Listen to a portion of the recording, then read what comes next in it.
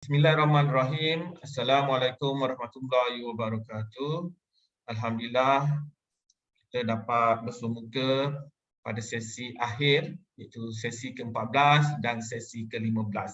Sesi ke-14 kita menjurus kepada tajuk torasik yang mana merupakan tajuk yang sangat penting dalam merawat masalah organ dalaman, kebanyakan organ dalaman.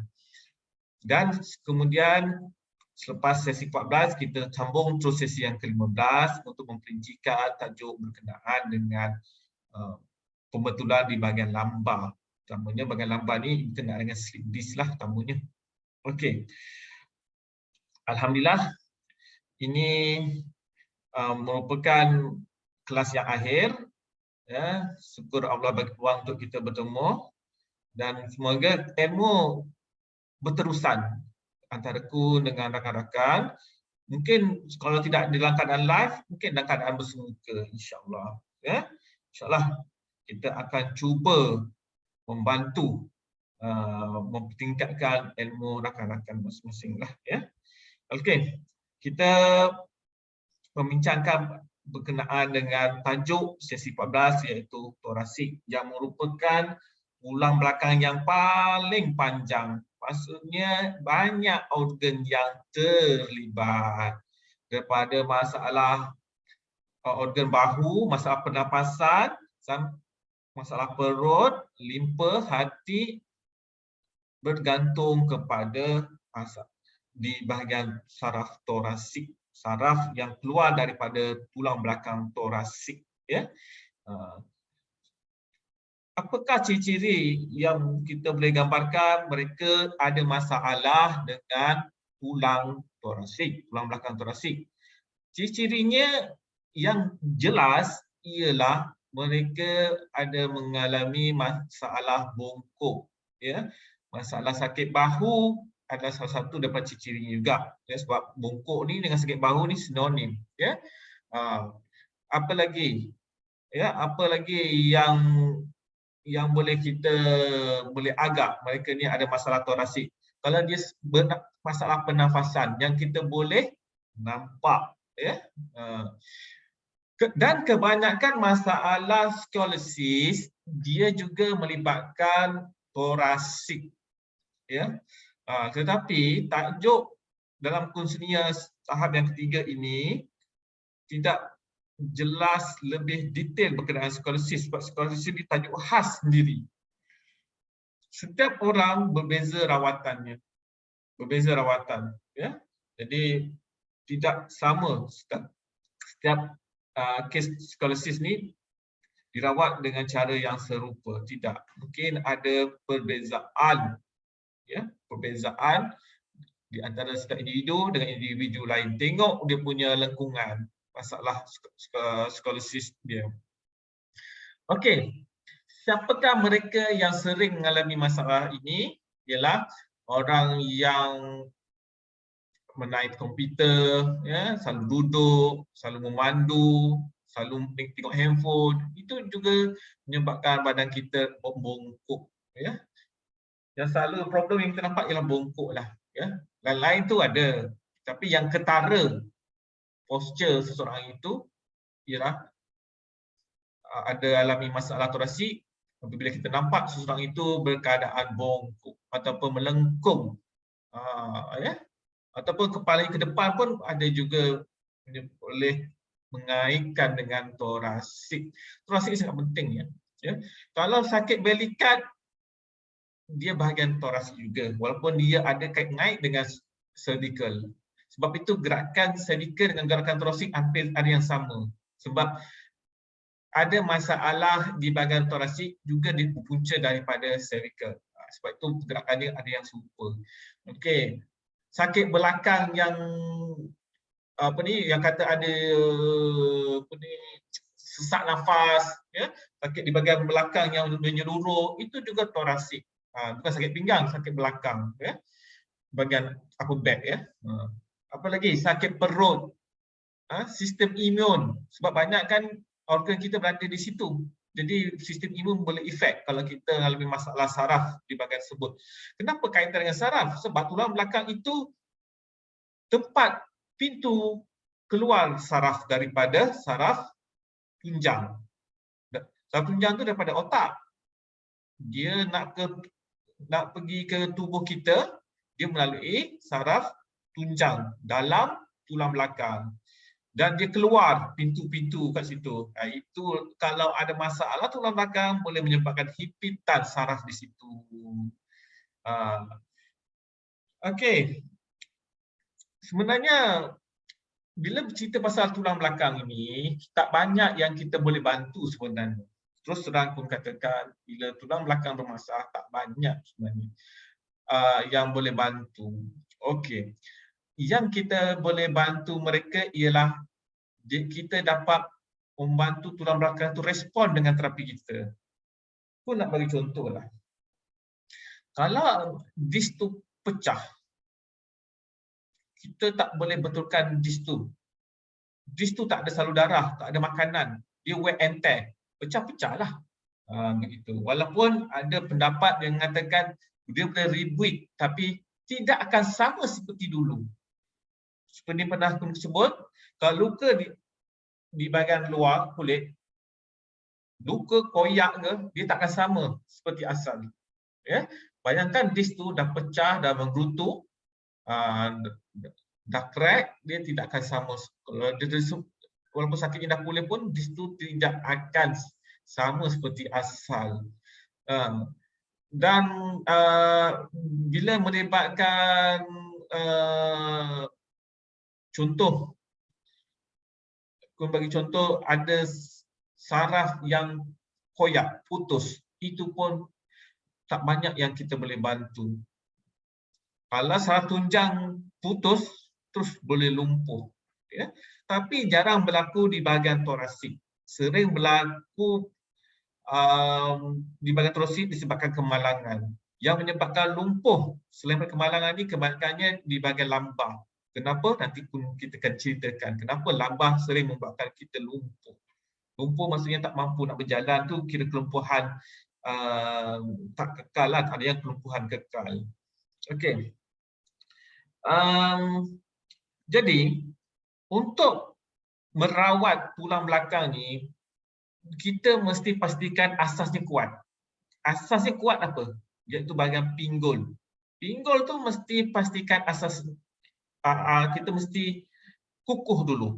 Seperti pada tiang, kalau tiang tu cantik macam mana pun, seteguh macam mana pun, tapi tapak rumah ataupun lantai tu tak kukuh, dia punya pasak di bawah tu tak kukuh, maka cantik macam mana pun tu tiang itu, dia akan jatuh juga.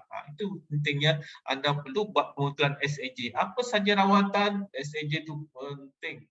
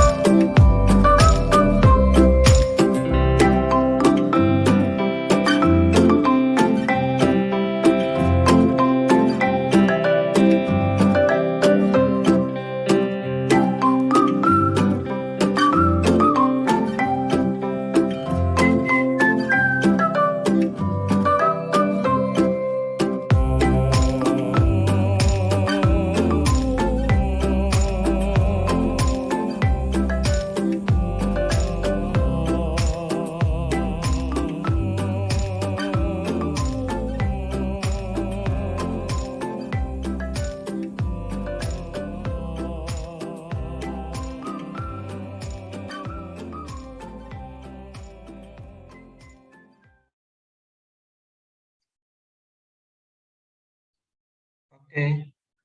Alhamdulillah kita telah kongsikan video berkenaan dengan toksik, ada 8 gerakan. Uh, Saya rasa gerakannya ni mungkin ambil masa dalam 1 jam jugalah. Okay. Seterusnya, Alhamdulillah kita teruskan dengan sesi yang ke-15, iaitu tajuk sangat penting yang selalu dialami oleh orang ramai. Kerana apa? Nanti aku ceritakan. Okey. Sebab semua orang ada mengalami masalah sakit pinggang. Itu bahagian lambar. Ya? Sakit kaki, itu biasalah sakit kaki kan. Tetapi mereka urut kaki. Kebanyakan masalah mereka berpunca daripada tulang belakang bahagian lambar. Okey. Kenapa lambar ini selalu bermasalah kepada kita? Kerana beban badan kita kebanyakannya ditanggung oleh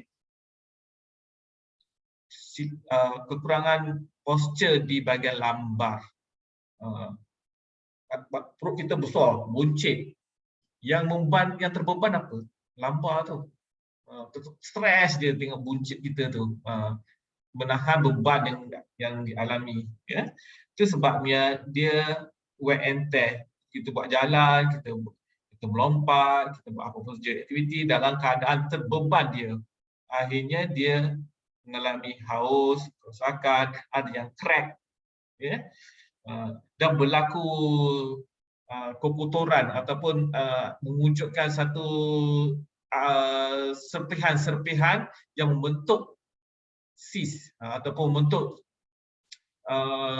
ketulan-ketulan di bahagian tersebut ataupun menyebabkan pecah dan retak pun boleh berlaku. Macam wear and tear kereta jugalah, lama-lama haus kan, lama-lama berdaki, berkulat dan mungkin berserpihan, ada serpihan yang terjadi pada bahagian kereta kita, sendi-sendi kereta kita. Itu sebabnya ada maintenance body kereta ni, tapi badan kita sendiri tak buat maintenance. Betul-betul istiqamah sungguhlah kita buat maintenance body kereta kita. Alignment, servis tu, servis ni 3 bulan sekali. Kadang ada yang sampai sebulan sekali servis kereta, tetapi kita sendiri tak pernah buat servis. Walaupun setahun sekali. Tu dia. Kena akuilah. Kun pun sama jugalah kan. Kita sama-samalah, kita berubahlah ya. Kita kalau boleh selalulah buat maintenance body kita. Okey. Yalah, perut semakin besar kan, makin ke depan, stres sungguh lambar tu. Lambar tu kalau dia boleh dia keluarkan suara, menjerit setiap kali kita berjalan kan. Okey. Yang inilah menyebabkan berlaku himpitan saraf, kecederaan yang boleh menyebabkan lumpuh, lemah kaki dan sebagainya. Sama cervical. Cervical tu pun boleh juga menyebabkan kelumpuhan sebab stres bahagian otak-otak ni berapa kilo dah, 5 kilo. Bayangkan kita buat setiap masa anda cuba anda pegang beras 5 kilo sepanjang masa. Macam itulah tengkuk kita pegang kepala kita seberat 5 kilo tu macam mana. Kecil je tengkuk kita ni. Kepala berat kan. Bagi mereka yang baru kena serangan slip disc, contoh slip disc ya. Bahagian lambar ni banyak masalah yang kita hadapi, macam masalah seksual, masalah bahagian bawah, bahagian organ-organ abdomen ya, kaki, lutut dan sebagainya. Tapi yang popular ialah slip disc kan. Bila ada berlaku serangan, tak payah banyak bicara, terus pergi ke hospital. Kat sana ada ramai nurse, ramai doktor, ramai attendant dekat situ membantu anda. Sebab bila kena serang slip disc, nak sentuh dia pun tak boleh. Hantar je kat hospital, terus cucuk, lega lah. Tapi bukan merawat, nak bagi kelegaan. Ya, so kurangnya dia dah otak dia, badan dia tak rasa penat, tak akan rasa penat menahan kesakitan. Itu yang penting. Kita janganlah merasakan kita ni boleh buat everything. Itu sebabnya kita saling mengharap. Ya, walaupun dengan kita dengan berjiran pun sama juga, walaupun kita semua ada, jangan lupa satu masa nanti kita perlukan jiran kita juga. Begitulah keadaan dan perubatan moden alternatif, mereka saling memerlukan sebenarnya. Yang penting pernah satu berlaku lah satu cerita, pun pernah diminta datang ke sebuah rumah kerana salah seorang yang bukan salah seorang tetamu dia kena serangan slip disc di rumah tu. Tetamu bukan orang dalam rumah tu. Saya dipanggil untuk dapatkan rawatan. Jadi untuk saya berikan rawatan. Bila saya datang ke rumah tu, saya nak pegang dia sakit. Angkat sikit sakit. Saya rasa baik pergi bawa hospital, cucuk lah. Bila dengar cucuk, dia tak nak pula. Nyesal saya cakap ke cucuk. Dia tak nak, takut kata dia. Dah besar panjang ni, takut pula. Dah bujang macam ni, umur dah 20 lebih. Takut kena cucuk. Jadi, nak paksa dia, nanti dia stres.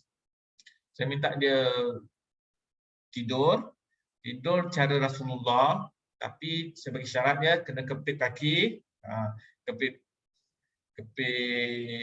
peha. Orang lelaki sebab kepit peha ni dia rimas sikit sebab faham je lah. Tapi nak merawat sementara waktu kepit je lah peha tu. Tak kisahlah ada benda yang tersepit ke, tak kisahlah. Yang penting kepit. Kepit sementara waktu, sehari satu malam je. Jadi saya minta dia, cara dia mengiring tu, saya rasa saya pernah kongsikan kepada anda. Saya minta dia bungkuk sedikit supaya dapat tidak memberi tekanan kepada pinggang dia, itu bahagian lambah dia.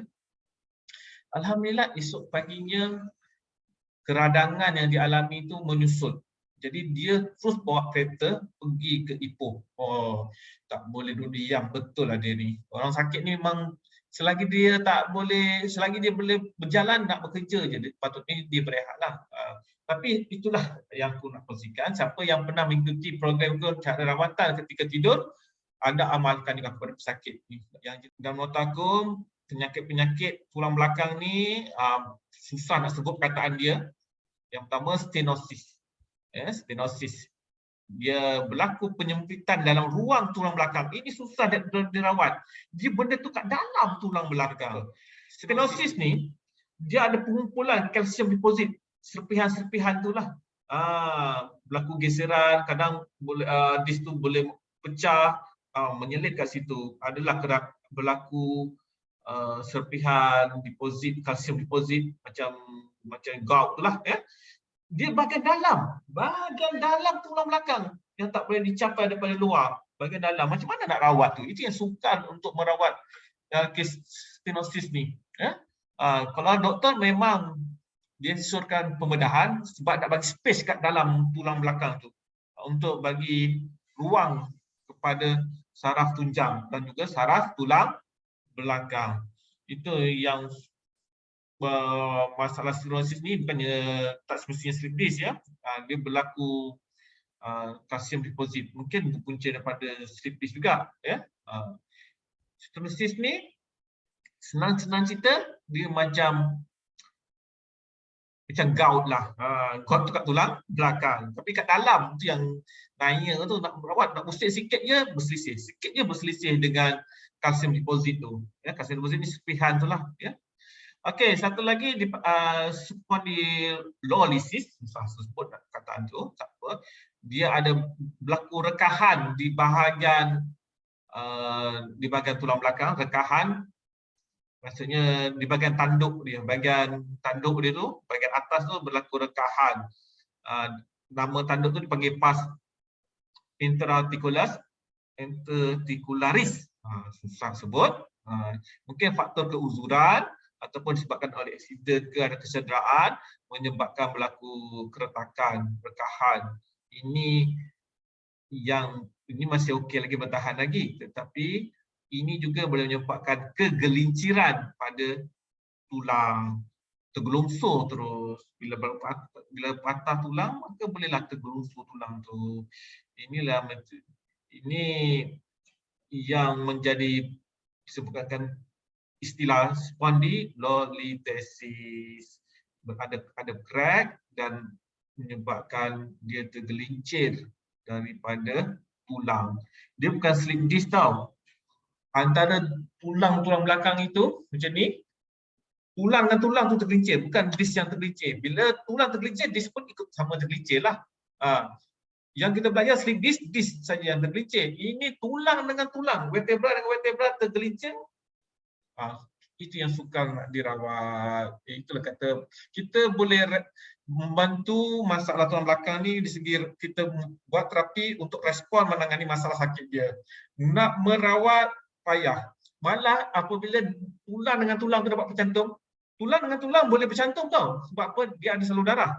Tulang dengan tulang kalau dia bercantum, dia bercantum dalam keadaan bentuk yang berbeza. Contoh, dia dah tergelincir, tulang ni bukan disc ya, tulang tu tergelincir. Dah patah kan, tergelincir. Dan dia akan melekat antara tulang ni dengan tulang ni melekat. Dan tak membentuk seperti asal lagi. Dah membentuk tulang abnormal, bercantum tak sempurna. Ini menyebabkan himpitan kekal pada saraf tu.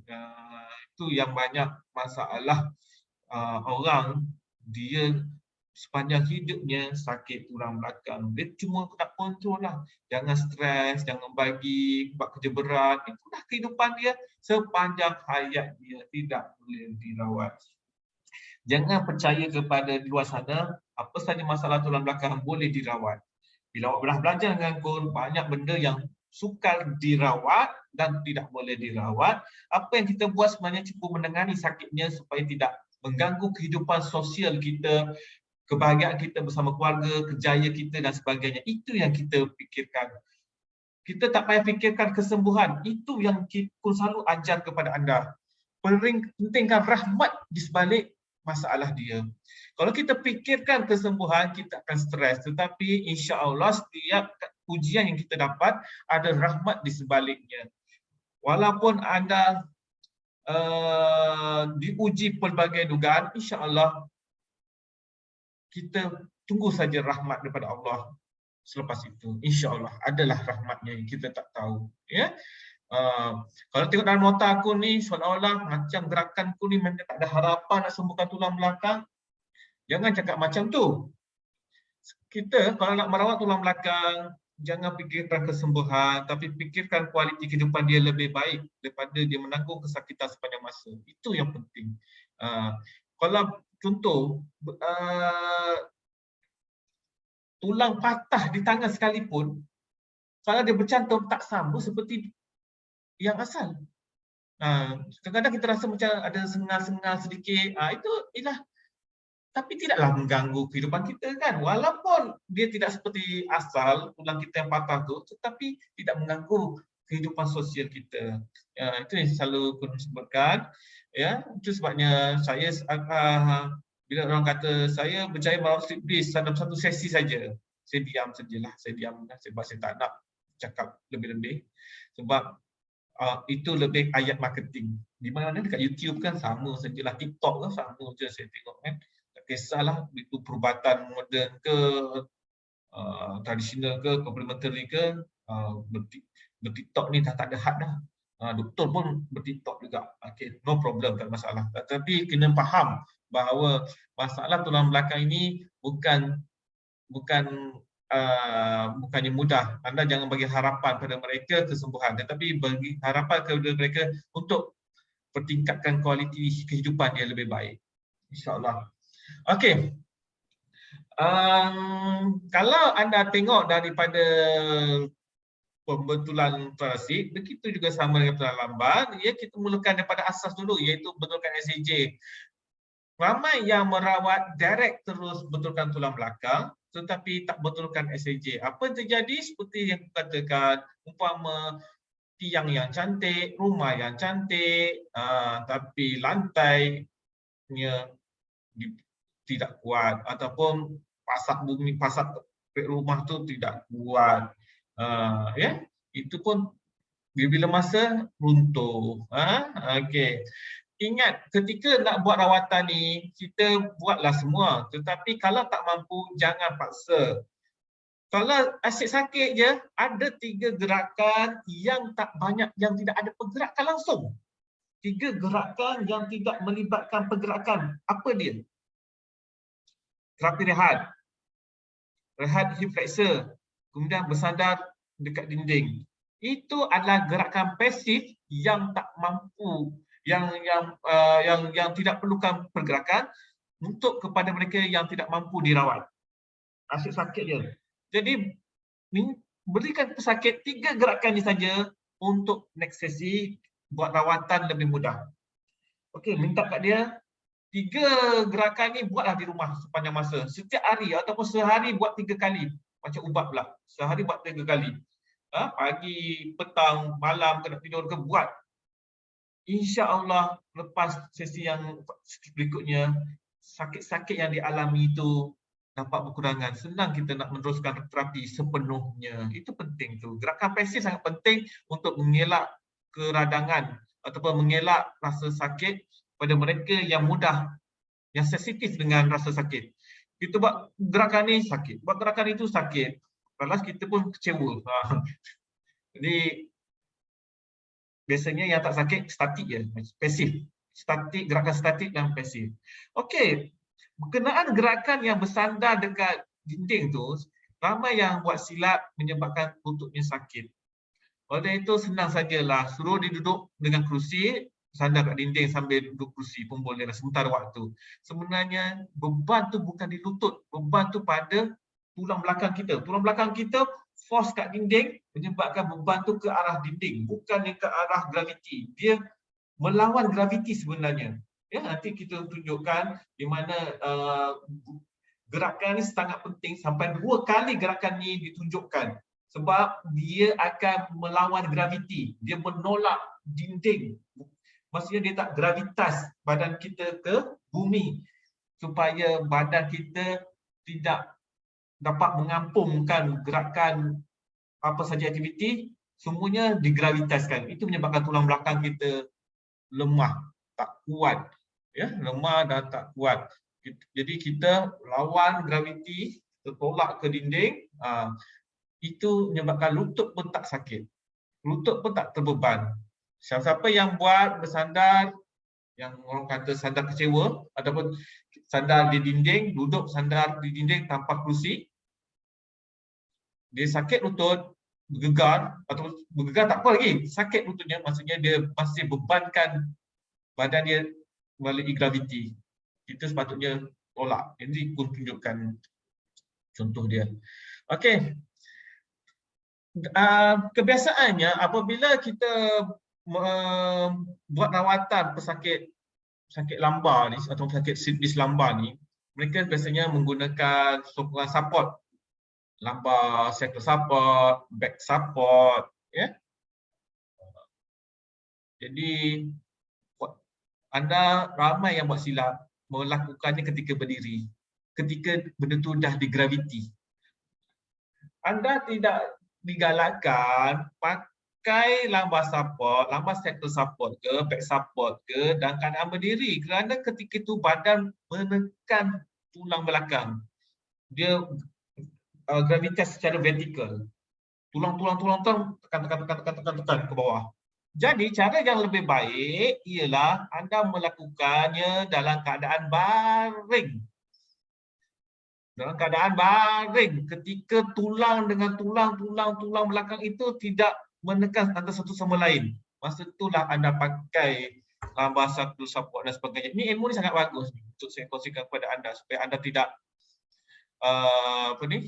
dapat menghargai badan kita sendiri ataupun pesakit tu.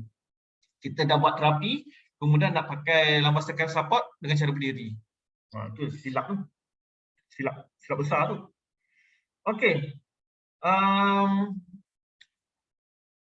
Dan benda ni agak penting sebab banyak kes selepas dibetulkan tulang belakang badannya rasa tergeliat.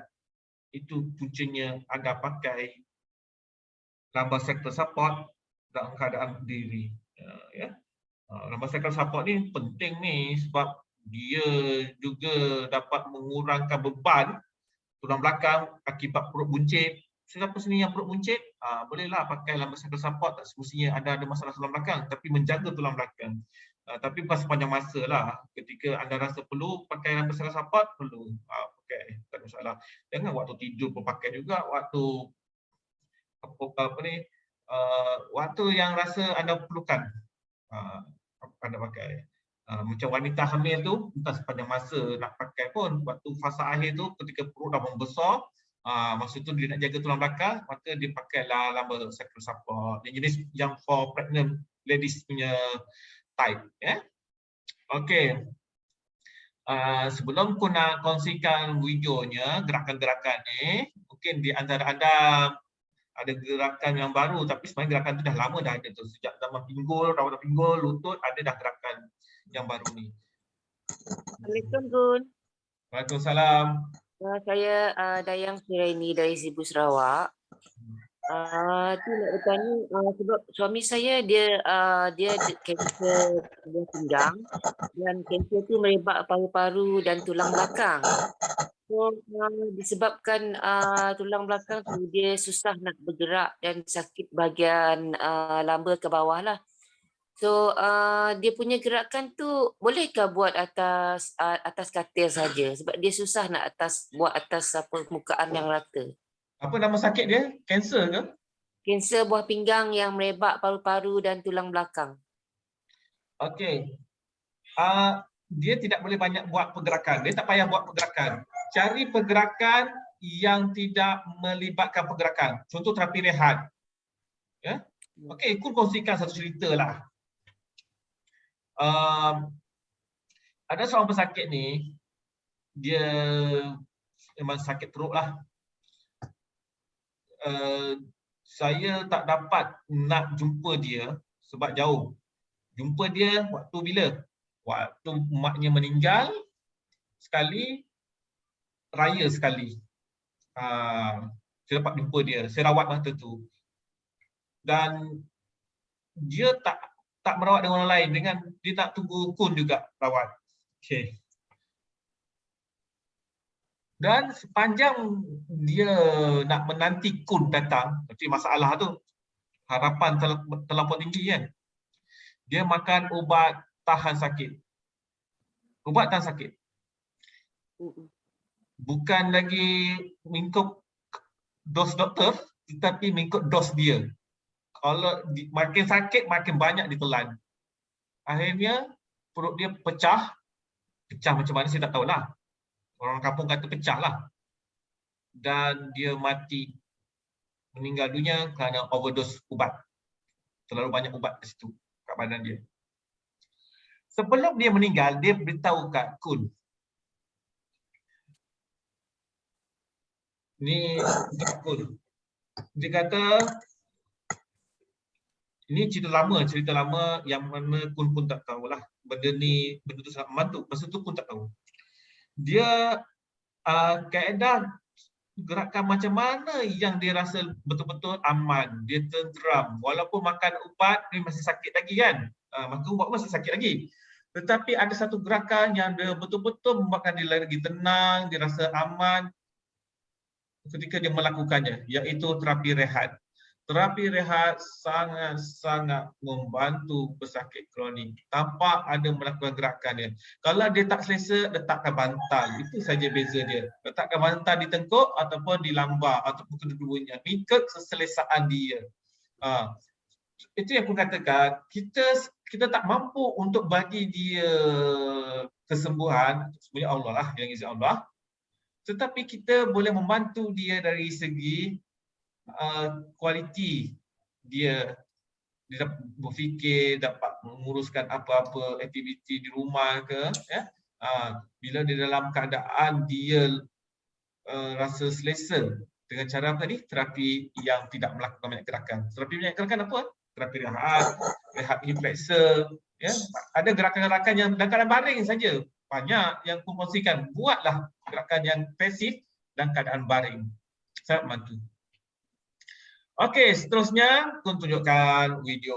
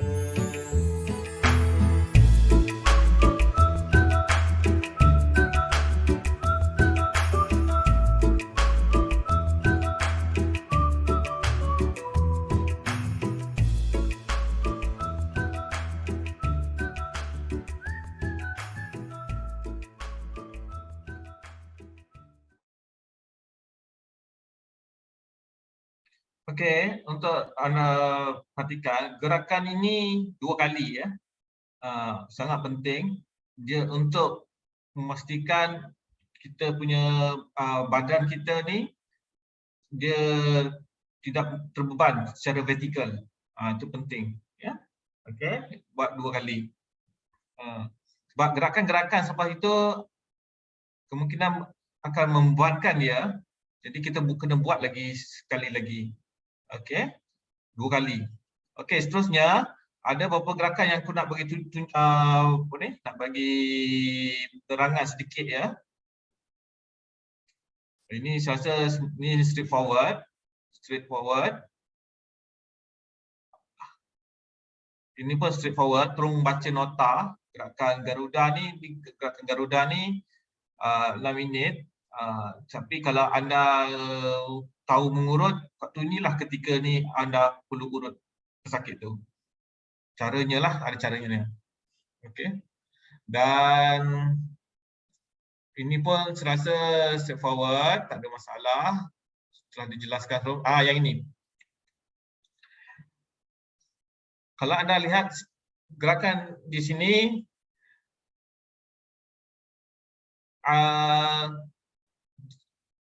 kaki ni dia tak turun habis. Dia sikit je naik turun naik turun naik. Kenapa dia turun naik sikit je? Sebab jangan sampai punggung terangkat.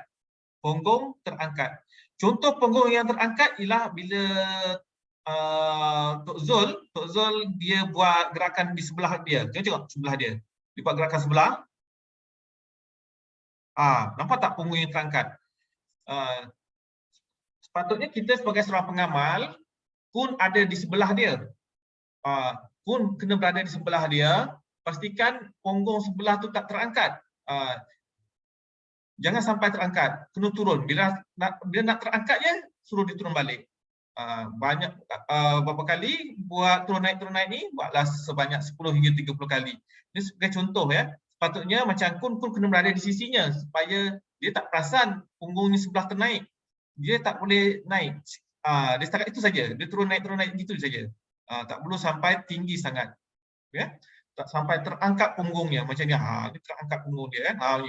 Terangkat punggung dia. Punggungnya terlalu tinggi, ya. Sepatutnya pun kena ada kat sebelah. Sebab Tok Zul memang tak perasan pun, ya. Okey. Ini satu lagi gerakan yang mungkin kun ingin kongsikan, yang ini. Okey. Kenapa tak turun sampai habis? Boleh turun sampai habis, tetapi kalau tulang belakang dia lambar tu terangkat, maka dia kena berhenti setakat mana dia terasa tulang belakang terangkat. Okey. Contohnya Tok Zul dia sampai sini dia tulang belakang yang terangkat, maka dia kena stop. Setakat tu jelah. Kalau dia boleh sampai ke lantai, okeylah, tak ada masalah. Dia punya had dia ialah apabila tulang belakang atau lambarnya terangkat dia kena stop. Setakat itu je, tahanlah selama berapa saat, iaitu selama berapa saat tu. Situ ada tulis tak? Oh, ni salah perkataan ni. Apungan TFL. Typo ya, bukan TPL. Apungan TFL. Itu silap tulis. Tahan selama 30 hingga 60 saat ataupun ikut kemampuan. Tak mampu 10 saat pun tak mengapa. Okey. Ataupun anda boleh tambah satu gerakan di tambahan ya, iaitu anda turun ke bawah. Okey, turun ke bawah. Ya. Tetapi kalau misalnya rasa lenguh, letak je kerusi kat kaki. Tak ada rasa lenguh, boleh, no problem. Maksudnya macam ni kan tergantung kan. Kadang lenguh ni tergantung kaki kat sini, jadi letaklah kerusi pun boleh. Ya. Tak kerusi ke, tergantung kat kerusi, tak ada masalah. Kaki yang terjuntai ke bawah ni kan, kadang lenguh, terjuntai macam tu kan, letaklah kerusi. Ya. Okey, itu sajalah kot perbezaannya apa yang kita belajar sebelum ni dengan yang sekarang. Okey. Stop share. Ada 5 minit saja lagi untuk ruang kita berdiskusi. Okey. Ada soalan? Sebelum kita tutup ruangan kelas kita pada sesi kongsian. Di kongsian dah tak ada dah. Soalan? Assalamualaikum. Waalaikumsalam. Saya ada lain topik nak tanya. Kalau ada setengah terapi rehat ni, kalau dia buat lama, dia macam kadang dia macam nak pitam. Kenapa guna? Okey. Kalau ada kes yang tak selesa dengan terapi rehat, biasanya pengalamanku pelbagai macam-macam masalah yang dialami oleh terapi rehat, ya. Jadi dan puncanya pelbagai sebab lah. Oleh itu, untuk bagi dia rasa selesa, ya, anda letakkan bantal di tengkuk. Ada masalah senang, ya. Ingat, letakkan roll towel di pinggang dan juga di tengkuk untuk dia rasa lebih selesa. Tapi ada yang tak selesa, tak payah letak, ya. Sebab ada masalahnya ialah pernafasan. Dia kadang masalah pernafasan dia tak cukup. Jadi anda kena letak di sini. Kadang-kadang badannya ditarik ke bumi. Dia akan terasa badannya tu ditarik ke bumi. Jadi itu pentingnya letakkan bantal ke sini untuk dia mengurangkan feel tu. Dan terapi rehat juga digunakan untuk mengeluarkan benda-benda yang halus tu lah. Untuk keluarkan benda tu. Itu pun dia juga untuk mudahlah bagi benda tu keluar. Ada makhluk halus ni, dia bukan tak nak keluar, dia nak keluar tapi tak tahu jalan keluar. Jadi cara kita nak keluarkan dengan cara tu. Adalah baca-bacanya, kan. Cuma kalau jin tu tak nak keluar, tetap kat situ jugalah, kan. Macam mana, kan. Itu kena jumpa ruqyah lah, orang yang lebih arif tentang bab-bab jin ni. Okey. Memang kod aku terapi rehat walaupun santai macam tu pun boleh berlaku masalah macam pelik-pelik yang situasi yang berlaku. Oleh itu, cara nak membantu ialah letakkan roll towel di tengkuk dan juga di pinggang. InsyaAllah dapat membantu, insyaAllah. Ya. Okey, ada saran lain tak?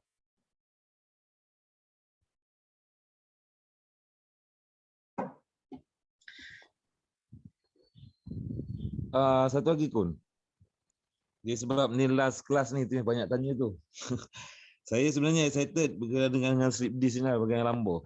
Okey, kalau contoh orang tu slip disc baru lepas operation, maksudnya dia baru lepas injection ke apa semua daripada hospital. Kemudian dalam berapa bulan tu dia sakit lagi.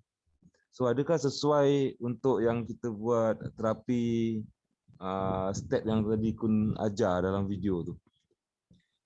Masih sesuai lagi. Masih sesuai. Tapi adakah selepas dia buat itu dia punya bahagian lamba daripada L1 hingga L5 tu dia punya gel tu boleh cover balik atau macam mana Kun? Gel tak boleh recover balik. Disc tu pun tak boleh recover balik. Kalau setengah daripada, kalau doktor moden, gone is gone. Kalau dah disc tu dah haus lah, dia tak boleh rebuild macam tulang. Tulang ada kilang darah. Disc tu hanya macam gasket je lah. Wear and tear. Okey. Cuma apa yang kita boleh bantu ialah disc tu dia dapat yang tengah keradangan tu dia dapat mengembalikan dalam bentuk yang dia tak dia dapat mengempiskan sedikit daripada keradangan tu. Macam contohlah kita getah tu white and tie kan. Kalau kita tekan dia mengembang kan. Mungkin bila kita jarakkan benda yang mengimpit, contohlah ya. Ni getah. Okey? Mungkin bila kita lepaskan kita renggangkan tangan kita ni, getah tu akan menguncup balik. Tetapi ada kes getah tu dah keras, dia tak menguncup. Macam tu dah. Kita dah renggangkan pun dia tetap juga macam tu rupa bentuk dia. Faham ya? Jadi sebenarnya untuk membantu sedikit sebanyak ialah pemakanan, ya, untuk dia rasa lebih selesa, ya. mungkin membantu memproseskan gel semula. Sebenarnya bukan gel lah, sebenarnya yang penting ialah disk tu, ya. Disk tu supaya dapat berada di tempatnya. Satu lagi, kalau potong, sedangkan badan kita perlukan disk tu. Kalau potong maka hilang sedikit keseimbangan tu, kestabilan badan kita mungkin terganggu lah sebab kita potong disk tu. Tapi mungkin cara nak menyelamatkan daripada dia mengimpit saraf. Gerakan yang kita tunjukkan boleh membantu. Tetapi seperti mereka katakan, jangan bagi harapan mereka 100% kesembuhan. Tapi berikan mereka kualiti meneruskan kerja dia di tempat yang sama. Sebab ada yang ramai yang nak berhenti kerja kerana sakit yang tak tertanggung.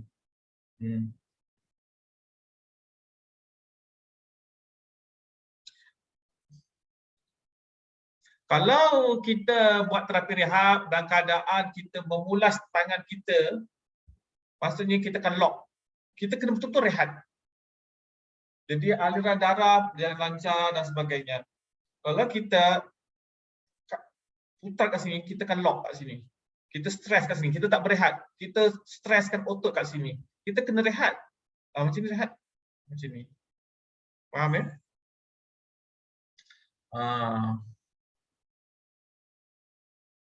Okey, soalan di sini. Orang yang selepas operation boleh, tetapi ikut kemampuan dia, ikut gerakan yang mana yang dia boleh buat, ya boleh. Tetapi kalau ada besi, itu pun satu masalah. Ada besi, banyak benda yang dia tak boleh buat. Bukan kerana dia tak boleh buat, ada besi yang menahannya. Okey. Buat terapi rehat, tertidur, tak ada masalah sebenarnya. Tapi bukan tujuan sampai tertidur. Sebab kalau tertidur, kalau contohlah, kalau boleh anda kena letak roll towel di pinggang. Sebab apa? Dia boleh menarik tulang belakang tu boleh tarik ke bawah. Boleh ditarik ke bawah. Jadi kalau tertidur sampai berjam-jam, anda akan sampai 3-4 jam, saya bimbang tulang belakang tu turun. Jadi kena ada apa nama dipanggil roll towel ataupun gelungan baby punya silinder, bantal silinder tu letak kat pinggang supaya ada lengkungan. Nanti takut dia turun. Takut dia turun. Sebab tu kita cuba hadkanlah, ya, berapa minit, 15 minit, apapun paling lama pun setengah jam tu boleh lagi, 40 minit boleh lagi. Kalau dah berjam-jam tertidur, sebaiknya letaklah roll towel. Okey. InsyaAllah, oleh kerana ramai yang berminat pasal bantal, nanti Kun tanyakan pada rakan-rakan siapa yang nak boleh supply. Okey, ini soalan yang last ya. Soalan yang last. Untuk Caesar sebenarnya masalah Caesar ni ialah kita ada lekatan tisu dekat perut. Itu menyebabkan berlaku kesakitan. Sebab kalau boleh dah sampai masanya kita urut Caesar, kita urut untuk melembutkan Caesar tu, jahitan tu. Sebab apa? Bila ada Caesar, apa yang terjadi? Mereka tu bongkok. Siapa yang Caesar, badan mereka tu bongkok. Sebab apa? Dia masa waktu Caesar tu, sepanjang dia dalam jahitan tu, selepas dia di Caesar, badan dia membungkuk. Kerana apa? Dia nak takut. Dia tak boleh tegak, sakit. Dia bongkok lah, membentuk tulang belakang yang baru. Tulang belakang bentuk yang baru. Itu menyebabkan dia sakit belakang. Itu sebabnya buat juga rawatan yang kalau sakit terasik lah, kalau sakit tambah lah. Tetapi yang paling penting ialah melembutkan bahagian jahitan tu. Okey, itu sajalah perkongsianku pada waktu sekarang dah pukul 10.11. Jadi Kun akhirilah program Kun Senia live dan tidak ada lagi lah kelas-kelas secara online, insya-Allah lain akan datang, tak tahulah. Tetapi dalam perancangan pun belum ada. Ini merupakan kelas terakhir pun Sunia. Alhamdulillah bagi mereka yang dapat mempelajarinya, teruskan, amalkan. Bagi mereka yang bukan untuk pelajari, cuba baca nota, ikuti semula video-video kuliah lama. Semoga dapat bermanfaat kepada anda dan juga kepada orang lain. Itu sajalah pengkongsianku pada pagi ini. Semoga bermanfaat kepada anda semua. Selamat berpuasa, menyambut Ramadan, minta maaf zahir dan batin. Segala salah silap, bulan puasa ini mungkin ada, mungkin inilah kesempatan yang terbaik untuk ku mohon maaf atas segala silap. Mungkin fakta ku tak betul. Mungkin kun banyak gebang kan, banyak kelentung, banyak apa. Memang kadang-kadang kita gurau-gurau, kadang kita over cakap, okey. Okey. Kesempatan lah, selamat hari raya. Sampai raya walaupun lama lagi tak apa. Maaf zahir dan batin. Assalamualaikum warahmatullahi wabarakatuh.